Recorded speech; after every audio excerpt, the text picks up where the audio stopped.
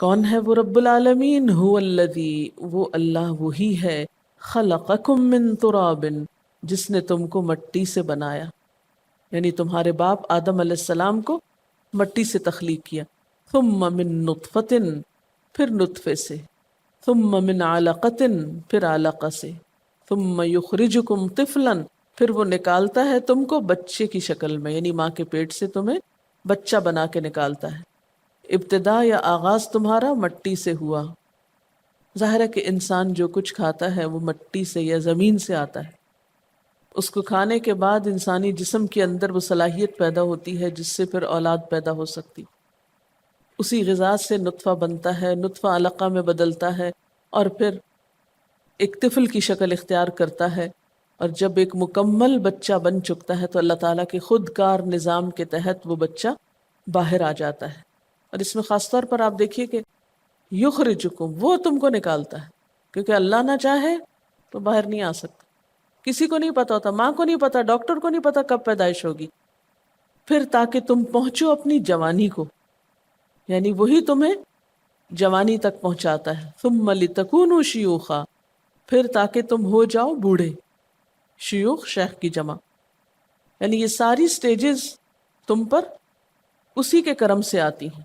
وَمِنْكُمْ مَن يُتَوَفَّى مِن قبل، اور تم میں سے بعض ایسے بھی ہوتے ہیں جو اس سے پہلے فوت کر لیے جاتے ہیں۔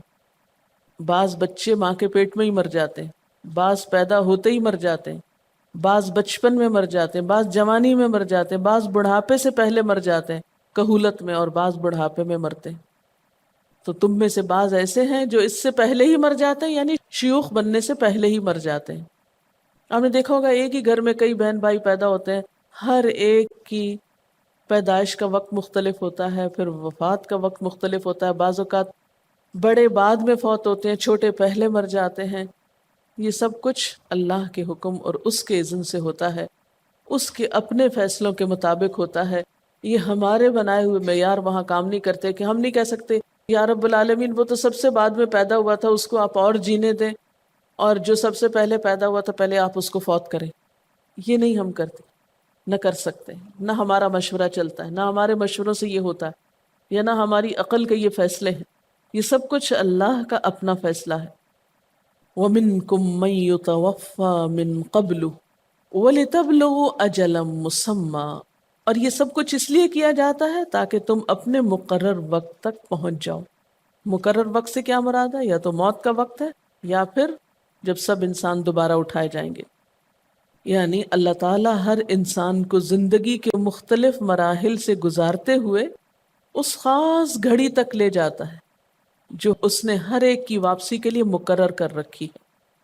اس وقت سے پہلے ساری دنیا مل کے کسی کو نہیں مار سکتی، اور وقت آنے کے بعد ساری دنیا مل کے کسی کو زندہ نہیں رکھ سکتی۔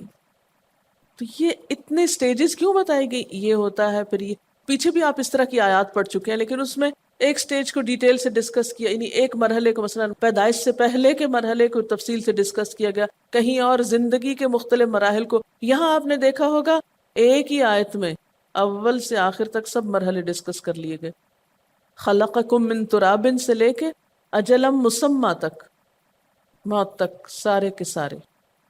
کیا بتانا مقصود ہے؟ یہ آیت یہاں کیوں آئی؟ یہ بتانا مقصود ہے کہ یہ سب کچھ نمبر ایک اللہ تعالیٰ کر رہا ہے، اور نمبر دو یہ سب کچھ بے مقصد نہیں ہو رہا، ایک پلاننگ کے تحت ہو رہا ہے، ایک خاص منصوبے کے تحت ہو رہا ہے۔ اور اس میں یہ ساری تقسیم جو ہے یہ تقاضا کرتی ہے کہ اس کی تقسیم کرنے والا، ان سٹیجز کو بنانے والا کوئی ہو، یعنی اللہ تعالیٰ کے وجود کو ثابت کرتی ہے یہ بات۔ یعنی زندگی اور موت کے بیچ کا جو فاصلہ ہے اور اس میں جو مختلف مراحل ہیں، یہ دراصل اللہ تعالیٰ کی مرضی کے مطابق ہیں، اس کے وجود، اس کی قدرت، اس کی طاقت کا ثبوت ہے، اس کی بہت سی صفات کا اظہار ہے۔ یعنی اللہ تعالیٰ نے یہ سارا ہنگامہ ہستی اس لیے نہیں برپا کیا کہ تم دنیا میں آؤ اور کھاؤ پیو مزے کرو پھر چلے جاؤ، اور نہ کوئی امتحان، نہ کوئی پوچھ، نہ سوال، نہ جواب، نہیں۔ یہ سب کچھ اس لیے ہے تاکہ تم اپنی زندگی کے سارے مرحلے پورے کر کے جب موت کے وقت کو پہنچو تو اس کے بعد پھر تم سے حساب کتاب کیا جائے کہ کیا کر کے آئے ہو۔ توحید کے ساتھ آخرت کے قیام یا وجود کی دلیل بھی ہے اس میں۔ اور یہ جو اجل مسمى ہے، مقرر وقت، یہ بڑا اہم، ہم سب کے لیے ایک خاص سبق ہے اس میں۔ وَلَعَلَّكُمْ تَعْقِلُونَ، اور تاکہ تم عقل سے کام لو، غور و فکر کرو کہ یہ سب کچھ کس نے کیا، کون ہے وہ رب، کون ہے وہ معبود، کس کے ہیں یہ کمالات۔ هُوَ الَّذِي يُحْيِي، وہ اللہ ہی تو ہے جو زندہ کرتا ہے، وَيُمِيتُ، اور موت دیتا ہے۔ یعنی زندہ کرنا اور مارنا کسی اور کے ہاتھ میں نہیں، اسی کے ہاتھ میں ہے، اسی کے اختیار میں ہے۔